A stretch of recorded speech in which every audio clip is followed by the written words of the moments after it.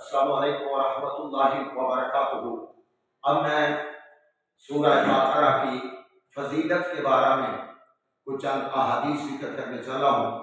توجہ کیجیے، محبوب نبی جناب محمد رسول اللہ صلی اللہ علیہ وآلہ وسلم نے فرمایا، اس روایت کے راوی حضرت ابو ہریرہ رضی اللہ تعالی عنہ ہیں، وہ بیان فرماتے ہیں کہ آپ علیہ السلام نے فرمایا، ہر چیز کی ایک چوٹی ہوتی ہے اور قرآن کی جو چوٹی اور کوہان ہے وہ سورہ بقرہ ہے، اور یہ اس کی ایک آیت جس کو آیت الکرسی کہا جاتا ہے، اور وہ بھی بڑی آسمان کے یا جنت کے خزانوں میں سے ایک خزانہ اللہ نے عطا کر دیا ہے۔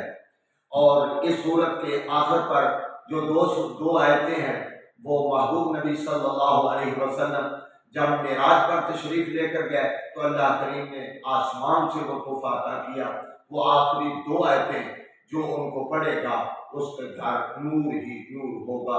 اللہ پڑھنے کی توفیق عطا فرمائے۔